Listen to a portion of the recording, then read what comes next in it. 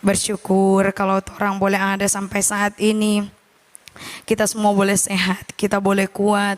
Dimanapun kita berada saat ini, Bapak Ibu Saudara-saudari sekalian yang mungkin menyaksikan ibadah lewat media sosial, atau bahkan pelayan-pelayan Tuhan yang ada di bait Allah, yang melayani Tuhan. Kita semua yang punya telinga dan sanggup untuk mendengar, yang punya nafas hidup dan kuat dan sehat, kita ameni bahwa kalau kita ada sampai saat ini karena bukti, berkat dan penyertaan Tuhan yang sempurna. Haleluya. Puji Tuhan. Saya bersyukur untuk kepercayaan yang Tuhan beri lagi bagi saya untuk memberitakan firman Tuhan. Bapak Ibu yang diberkati Tuhan, kita semua hanyalah alat. Dia Tuhan yang punya kuasa, dan biar kita percaya kepada Tuhan bahwa Dia yang sanggup untuk mengubah setiap hati. Dan mari Bapak Ibu yang diberkati Tuhan, kita membuka kebenaran firman Allah di dalam 1 Yohanes pasalnya yang keempat, ayat 15 sampai ayat 17. 1 Yohanes pasal 4 ayatnya yang ke-15 sampai 17. Yang sudah dapat boleh katakan haleluya.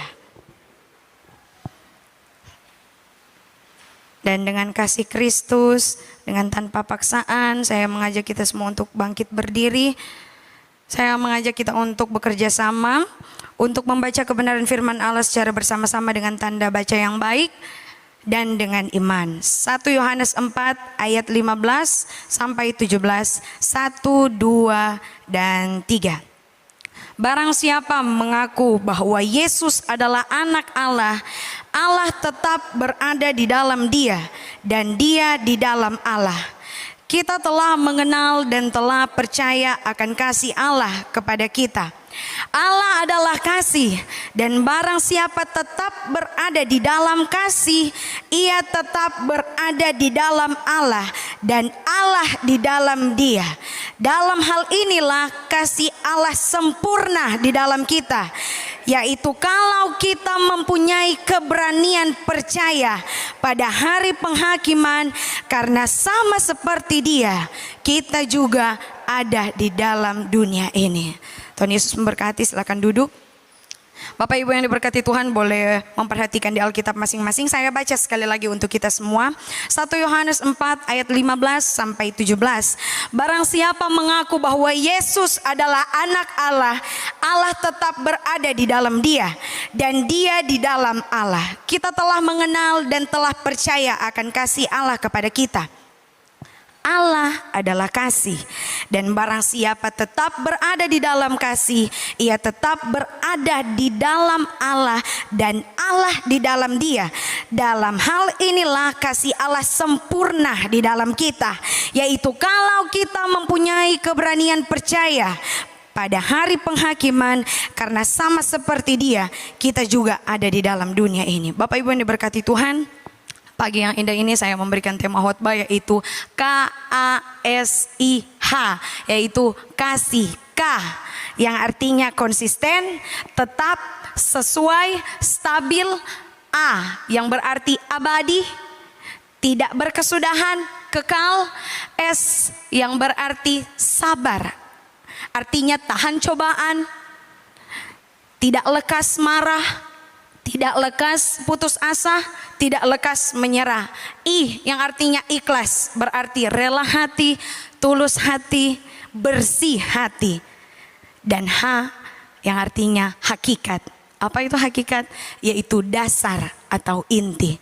Itu adalah kasih. Dibuktikan di mana? Ayat 16.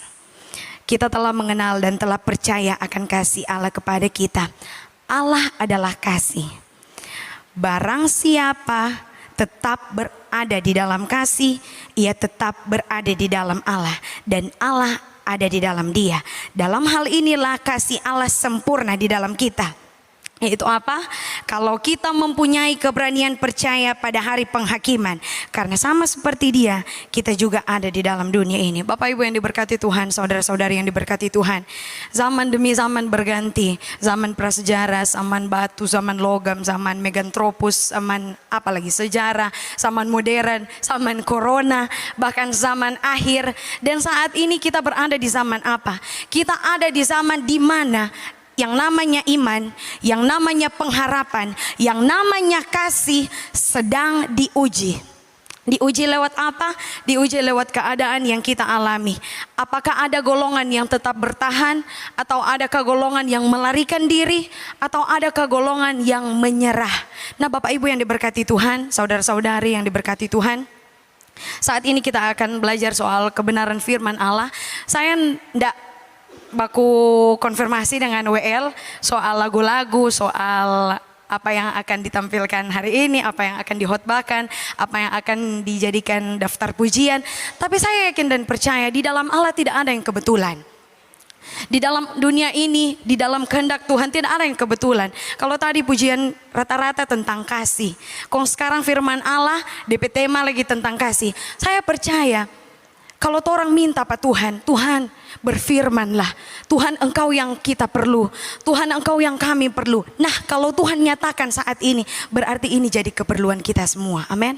Dan Tuhan tahu dan Tuhan dengar bahwa yang kita butuhkan saat ini adalah firman Allah. Dan firman Allah tentang apa? Dalam semuanya itu, di antara iman, di antara pengharapan, yang terbesar ialah kasih. Kenapa? Kenapa yang terbesar ialah kasih? Saat ini saya akan memberitakan tentang 3 poin. Kita akan belajar bersama-sama. Kita masuk pada poin yang pertama, yaitu tentang jangan mencintai dunia. Mari Bapak Ibu yang diberkati Tuhan, kita buka Lukas 17 ayat 32. Lukas 17 ayatnya yang ke-32. Di situ hanya terdiri dari 4 kata, yaitu apa? Ingatlah akan istri Lot. Ayat itu cuma terdiri dari 4 kata. Ingatlah akan istri Lot. Poin yang pertama, jangan mencintai dunia ini. Kenapa di perjanjian baru di dalam Lukas 17 ayat 32 firman Allah menyatakan ini jelas sekali, 4 kata. Ingatlah akan istri Lot. Apa yang terjadi dengan istri Lot? Kenapa harus diingat? Mungkin dari anak-anak sekolah minggu sudah tahu cerita tentang istri Lot, tentang Lot, tentang Sodom dan Gomora. Apalagi Bapak Ibu yang semakin dalam, bahkan lebih lagi pengalaman kerohaniannya dari saya, tahu tentang istri Lot. Tapi firman Allah kembali untuk mengingatkan apa yang terjadi dengan istri Lot. Kenapa harus diingat? Karena apa? Ketika Tuhan perintahkan untuk terus maju, jangan lihat ke belakang, jangan lihat ke belakang. Nggak usah pentingkan soal harta, soal apa yang data tinggal di belakang. Tapi yang terjadi istri Lot apa? Dia menoleh ke belakang. Menoleh ke belakang. Dan apa yang terjadi? Firman Allah yang mencatat bahwa dia menjadi tiang gara. Mati. Tuhan ambil apa yang jadi miliknya, yaitu nafas hidup. Dan firman Allah mengingatkan, ingat akan istri Lot apa? Jangan cinta dunia, jangan cinta barang yang fana. Jangan pentingkan bahwa torang so kerja keras untuk harta, torang so kerja keras untuk penuhi kebutuhan, untuk barang yang fana, untuk tabung dan segala macam soal emas kah, harta kah, atau warisan kah. Tuhan bilang jangan cinta akan itu. Sekalipun itu kerja kerasmu sendiri. Sekalipun itu dari pekerjaan tanganmu sendiri. Karena apa? Karena ayat 33. Barang siapa berusaha memelihara nyawanya, ia akan kehilangan nyawanya. Dan barang siapa kehilangan nyawanya, ia akan menyelamatkannya. Maksudnya, jelasnya di Markus. Coba Bapak Ibu yang diberkati Tuhan boleh melihat. Markus pasalnya yang ke-8 ayat 35. Karena siapa yang mau menyelamatkan nyawanya, ia akan kehilangan nyawanya. Tetapi barang siapa kehilangan nyawanya karena aku dan karena Injil, di sana lebih jelas, ia akan menyelamatkannya. Kenapa Bapak Ibu yang diberkati Tuhan? Tuhan bilang ingat Pak istri Lot. Karena apa? Jangan menoleh ke belakang. Menoleh ke belakang yang apa? Kalau menoleh ke belakang tentang hal bagus, tidak mungkin Tuhan peringatkan jangan. Malah Tuhan bilang terus berbuat baik, betul? Tapi kenapa Tuhan bilang jangan menoleh ke belakang hai istri Lot. Dan ingatlah akan perkara istri Lot. Karena apa? Yang ada di belakang istri Lot itu bukan hal-hal yang baik. Bukan hal-hal yang dikenan Tuhan. Kalau itu dikenan Tuhan, Tuhan pasti bilang teruslah berbuat yang baik. Lakukanlah apa yang baik dan setialah. Betul? Bahkan Tuhan bilang nantikanlah Tuhan, tetap diam. Tuhan tahu mana yang baik, tapi Tuhan tahu juga mana yang salah. Tuhan bilang jangan menoleh ke belakang, jangan cinta dunia, jangan cinta harta. Sekalipun itu seumur hidupmu, itu kerja kerasmu, itu hasil perbuatan tanganmu. Tapi yang Tuhan bilang apa?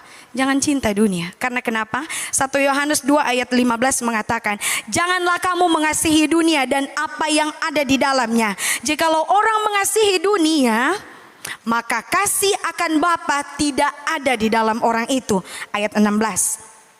Sebab semua yang ada di dalam dunia, yaitu keinginan daging dan keinginan mata serta keangkuhan hidup, bukanlah berasal dari Bapa, melainkan dari dunia. Ayat 17. Dan dunia ini sedang lenyap dengan keinginannya, tetapi orang yang melakukan kehendak Allah tetap hidup selama-lamanya. Haleluya. Ini perintah Tuhan. Jangan kasihi dunia. Dunia dalam arti apa? Keinginan mata, keinginan daging. Keinginan daging Bapak Ibu mungkin sudah hafal atau mau cari tahu, lihat jelas sekali firman Allah menyatakan. Karena begini, kalau dengan firman Allah timbul pertanyaan, maka firman Allah pun sanggup untuk menjawab. Karena firman Allah adalah jawaban. Galatia 5, baca itu baik-baik. Di situ ada tentang buah roh, tentang perbuatan daging. Apa maksud Tuhan? Jangan kasihi dunia, karena di dunia hanya semata-mata akan keinginan mata, keinginan daging. Apa keinginan daging? Silakan baca dan cari tahu sendiri. Karena ketika kita semakin mencari tahu, semakin menggali sampai dapati sumur yang penuh dengan mata air. Air itu bisa membuat angkat naik sendiri, dirimu mengangkat naik ataupun menenggelamkan. Jadi ingat baik, kalau pelajari firman Allah, berdoa dulu. Minta Tuhan untuk kasih ilham, Roh Kudus untuk tuntun. Karena kalau orang salah tafsir, orang salah untuk artikan firman Allah, maka firman air itu boleh untuk menenggelamkan. Tapi juga air itu boleh jadi sumber kehidupan dan mengangkat engkau naik. Jadi perhatikan firman Allah. Dan kenapa Tuhan bilang bahwa di ayat 17, dan dunia ini sedang lenyap dengan keinginannya, tetapi orang yang melakukan kehendak Allah tetap hidup selama-lamanya. Bagaimana bisa Tuhan? Ada kan itu lagu yang tentang kelak ada tangisan, soal penghakiman di akhir dunia, di akhir zaman. Kelak ada tangisan, tangisan selamanya. Kelak ada tangisan, waktu Tuhan menghukum dunia. Apa?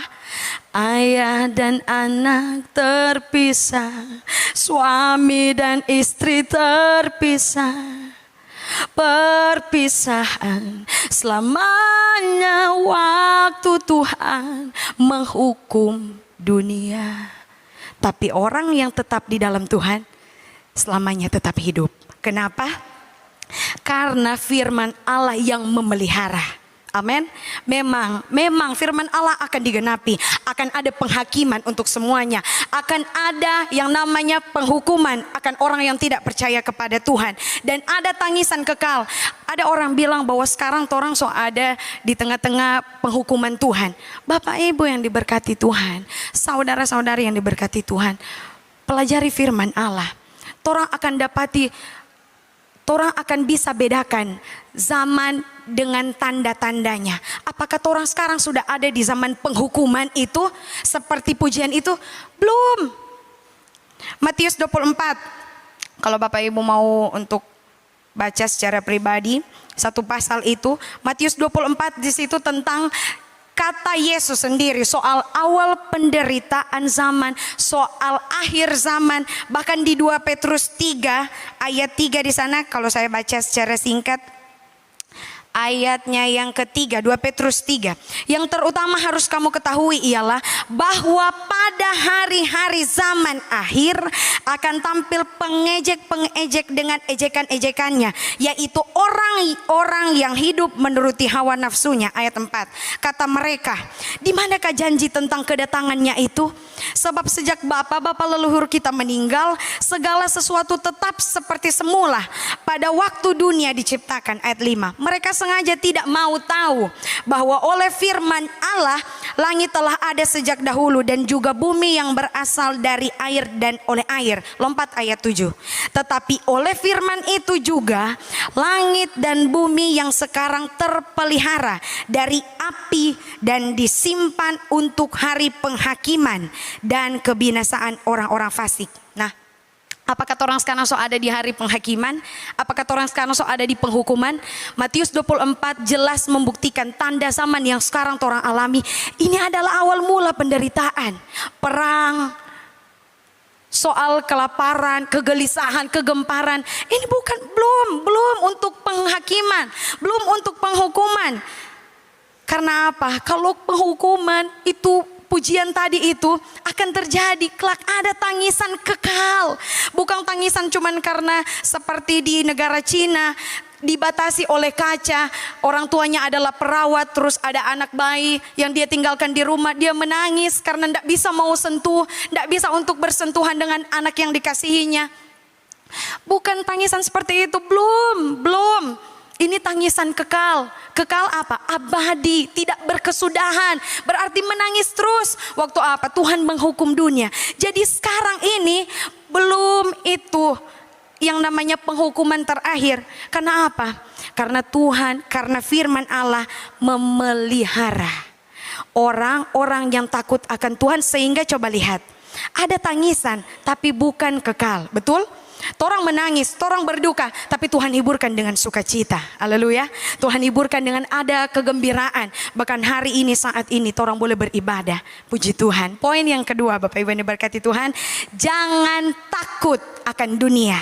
Poin yang pertama, jangan cinta dunia. Poin yang kedua, jangan takut akan dunia. Mari torang lihat bersama-sama firman Allah.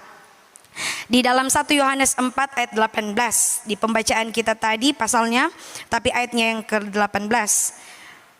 Di dalam kasih tidak ada ketakutan.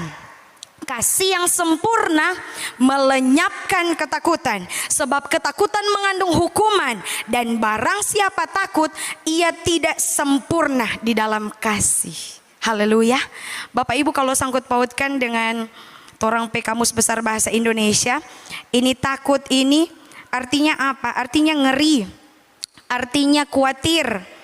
Kalau orang buka Filipi 4 ayat 6, janganlah hendaknya kamu khawatir tentang apapun juga, tetapi nyatakanlah dalam segala hal keinginanmu kepada Allah dalam doa dan permohonan dengan ucapan syukur.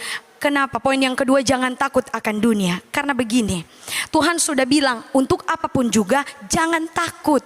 Tapi nyatakanlah dalam segala permohonanmu di dalam doa dengan ucapan syukur. KBBI bilang kalau takut itu artinya gentar, gelisah, khawatir. Dan ini yang paling buat orang mau mengerti. Pengertian takut artinya apa? Kita sedang menghadapi sesuatu yang lebih besar, yang lebih berkuasa dari kita. Itu yang membuat takut, gentar. Jadi kenapa kalau Tuhan bilang jangan takut akan dunia ini? Karena apa? Kalau orang takut akan dunia, berarti orang percaya bahwa dunia lebih besar daripada tongpe Tuhan. Sehingga Tuhan bilang apa? Dalam apapun juga, Filipi 4 ayat 6 menyatakan bahwa dalam apapun juga jangan takut, jangan khawatir, tapi nyatakanlah segala doa dalam permohonan dengan ucapan syukur kepada siapa? Kepada Tuhan. Karena kenapa? Firman Allah bilang bahkan di dalam Ulangan, di dalam Perjanjian Baru menyatakan terus lagi mengingatkan, takutlah akan Tuhan. Kenapa?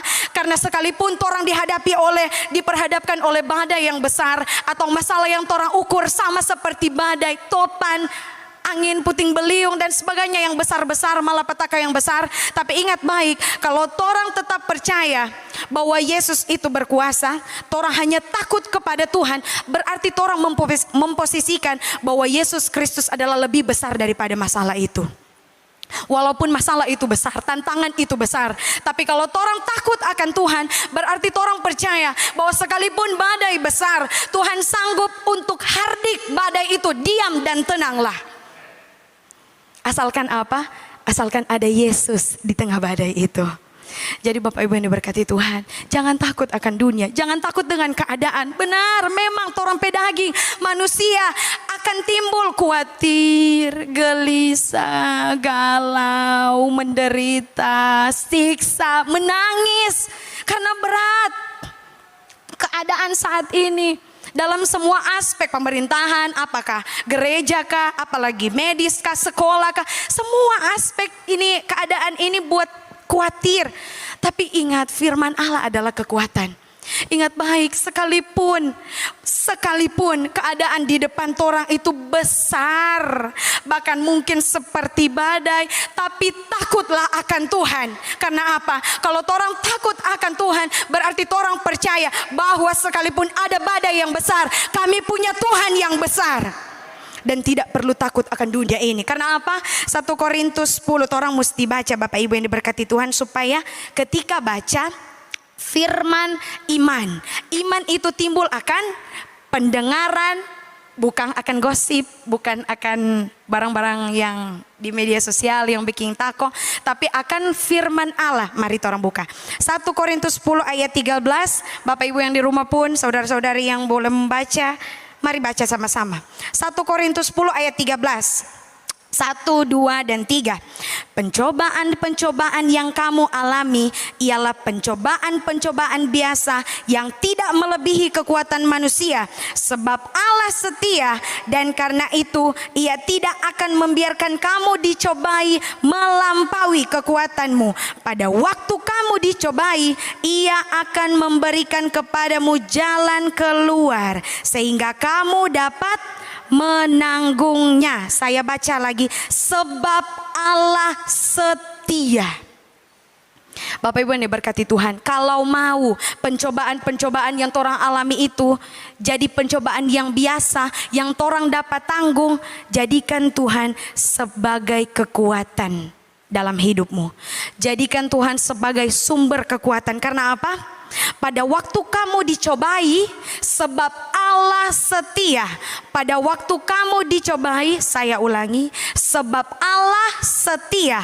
Pada waktu kamu dicobai, apa? Ia akan memberikan kepadamu jalan keluar sehingga kamu dapat menanggungnya. Tapi apa? Sebab Allah setia. Jadi Bapak Ibu yang diberkati Tuhan, kalau mau untuk masalah atau cobaan yang Tuhan izinkan itu jadi seperti biasa-biasa saja. Orang cuma pandang lewat jo masalah, silahkan. Lewat jo petape kehidupan, silahkan masalah, silahkan. Karena kita punya Tuhan yang setia. Dia janji kalau orang jadikan Tuhan itu sebagai sumber kekuatan, karena Dia setia, sekalipun masalah apapun, berat sekalipun, Tuhan sanggup untuk buat kita dapat menanggungnya. Karena apa? Karena Tuhanlah kekuatan dalam hidup kita. Haleluya. Poin yang terakhir, yaitu kasih tambah bukti, yaitu buah. Kasih tambah bukti sama dengan buah. Mari kita buka 1 Yohanes 3 ayat 18. Anak-anakku, marilah kita mengasihi bukan dengan perkataan atau dengan lidah, tetapi dengan perbuatan dalam kebenaran. Bapak Ibu yang diberkati Tuhan, 1 Yohanes 4 ayat 19, kita mengasihi karena Allah lebih dahulu mengasihi kita. Lanjut. Jikalau seorang berkata, aku mengasihi Allah, dan ia membenci saudaranya, maka ia adalah pendusta. Karena barang siapa tidak mengasihi saudaranya yang dilihatnya, tidak mungkin mengasihi Allah yang tidak dilihatnya. Dan perintah ini kita terima dari Dia, barang siapa mengasihi Allah, ia harus juga mengasihi saudaranya. Kasih tambah bukti adalah buah. Bapak Ibu yang diberkati Tuhan, keadaan sekarang Kang, pemerintah kasih solusi, kasih himbauan, jaga jarak dengan manusia. Betul, silakan. Karena itu untuk kebaikan kita, perbuatlah apa yang baik. Tapi ingat baik, jangan jaga jarak dengan Tuhan. Betul? Dan itu bukan himbauan pemerintah. Pemerintah cuma himbau jaga jarak dengan manusia, dengan orang. Tapi dorang ketunya tidak himbau, jangan jaga jarak dengan Tuhan atau jaga jarak dengan Tuhan. Tidak. Firman Allah yang himbau. Bapak Ibu saudara-saudari yang diberkati Tuhan, jangan jaga jarak dari Tuhan. Karena apa? Karena untuk keadaan saat ini torang perlu, sangat perlu. Siapa yang mau memberhentikan penyakit ini? Siapa yang mau bilang kepada badai, badai diamlah? Siapa? Kalau bukan Tuhan yang buat itu teladan. Kalau bukan Tuhan yang buat, yang kasih teladan, yang kasih contoh, yang kasih perbuatan nyata. Ketika dia ada di kapal bersama dengan murid-muridnya, angin besar datang, badai datang, mereka ketakutan. Murid-murid Yesus ketakutan. Tapi karena ada Yesus di sana, Yesus sanggup untuk hardik badai. Badai diam dan tenanglah. Badai itu pun tunduk kepada Tuhan. Bapak Ibu yang diberkati Tuhan, kalau orang bilang, aku mengasihi engkau Yesus, Tuhan mau bukan cuma dengan kata-kata. Mengucapkan itu gampang, melakukan itu susah. Tapi kalau bisa melakukan itu karena kasih. Amin. Karena apa? Karena mengasihi orang bukan hanya sekedar di perkataan, tapi dengan tindakan. Karena begini Bapak Ibu yang diberkati Tuhan. Sekarang karena ada itu jaga jarak, ada orang, pemerintah cuma bilang jaga jarak. Jangan batasi kasih. Jangan jaga jarak dengan kasih. Cuma bilang jaga jarak fisikal. Tapi dalam kasih jangan jaga jarak. Tapi sekarang ada itu kata-kata. Tahu betul? Sekarang sebiar jo orang lain. Diri sendiri dulu mau selamatkan. Apa itu bukti dari kasih? Apa itu bukti karena mengasihi Tuhan? Sedangkan Tuhan bilang bahwa hukum yang utama, yang paling pertama, yang paling utama adalah kasihilah Tuhan Allahmu. Hukum yang kedua, kasihilah sesamamu manusia seperti dirimu sendiri. Ketika mengasihi orang, patokannya waktu orang mengasihi orang diri sendiri, orang jaga ini badan, nyandak kasih luka. Begitulah mengasihi orang, jangan kasih luka. Mengasihi sesama, mengasihi seperti diri sendiri. Dan ini bukan kita yang bilang, Bapak Ibu yang diberkati Tuhan. Firman Allah yang bilang bahwa hukum yang kedua, Matius 22 ayat 36 sampai 40.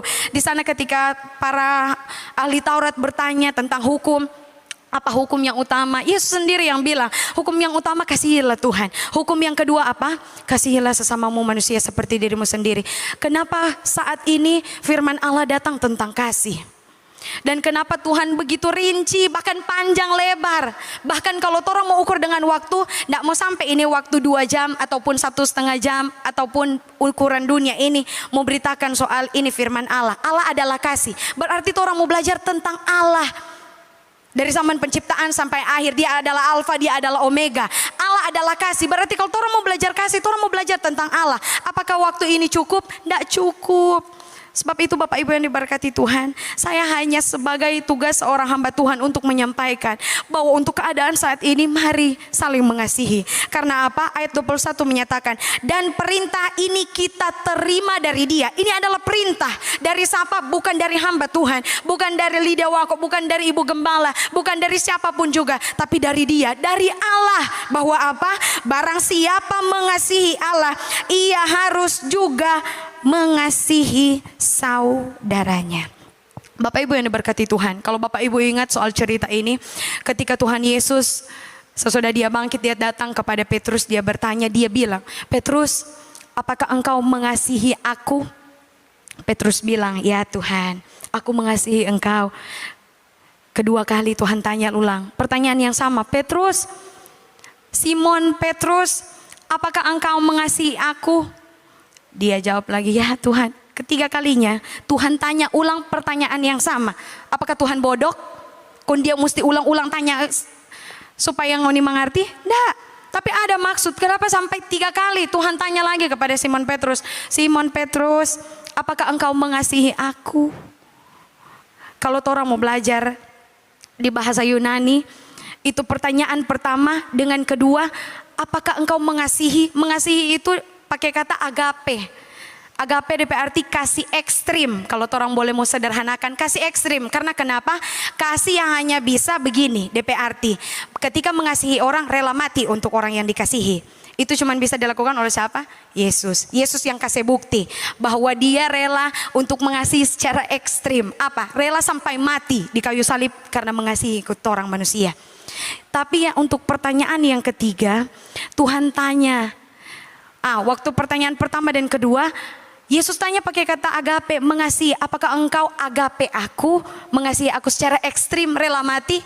Petrus bilang, iya Tuhan, aku mengasihi, tapi dengan kata phileo. Atau mungkin Bapak Ibu yang diberkati Tuhan tahu arti kata phileo.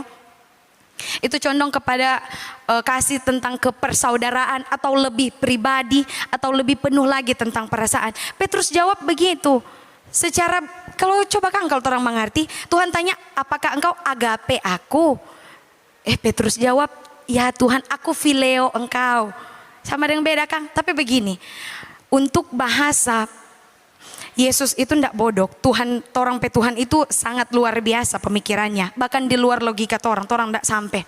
Tuhan pakai bahasa apa? Dia keyahudian itu penuh sekali. Dia bilang kasih. Karena untuk orang Yahudi, tidak ada itu agape, tidak ada itu phileo, tidak ada itu storge, tidak ada itu eros. Tapi penerjemahannya, dalam penerapannya, supaya torang manusia yang bodoh ini mengerti bahwa kasih itu ada dalam penerapannya. Kasih itu tidak cuma di kata-kata. Kasih itu ada harus tindakan, ada harus bukti nyata. Sehingga apa? Waktu ketiga kali Tuhan tanya, Petrus, apakah engkau phileo aku? Petrus menangis. Karena kenapa? Tuhan tanya begini, serta yang ketiga, Petrus, apakah benar engkau mengasihi aku seperti caramu mengasihi aku?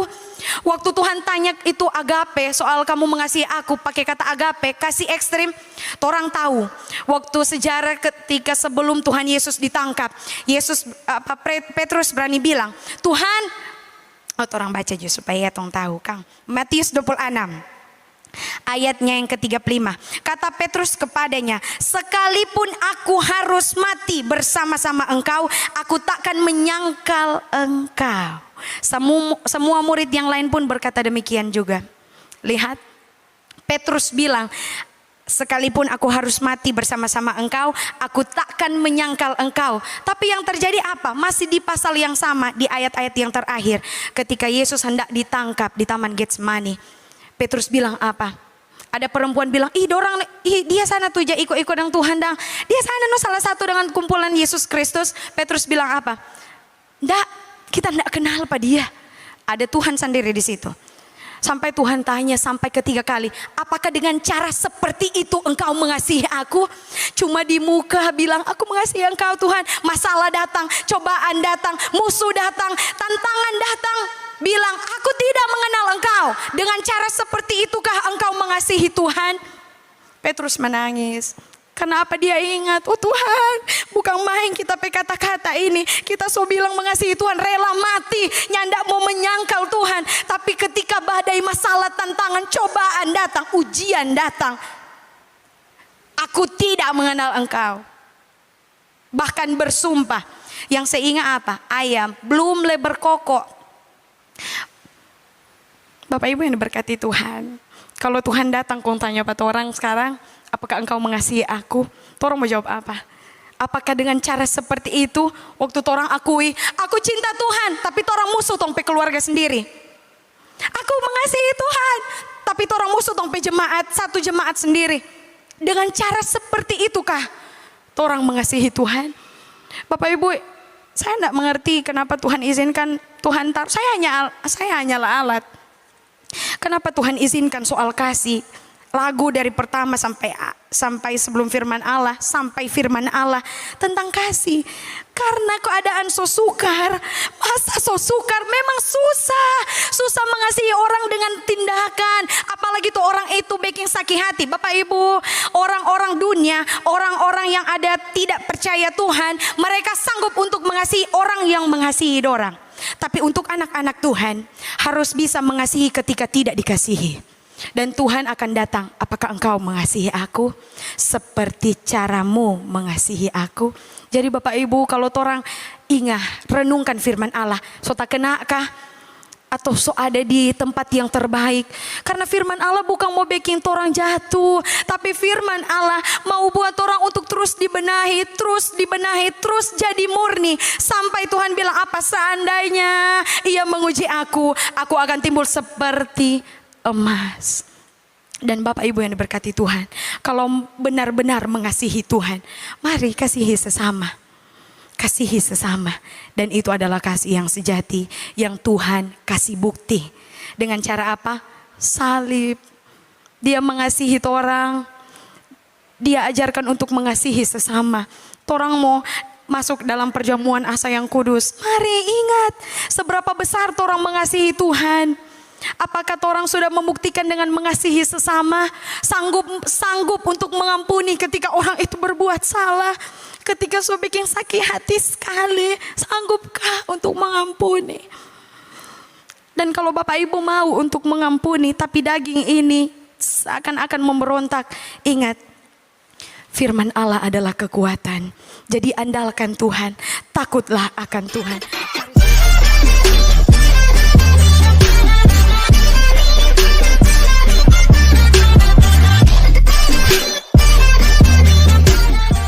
Crossfire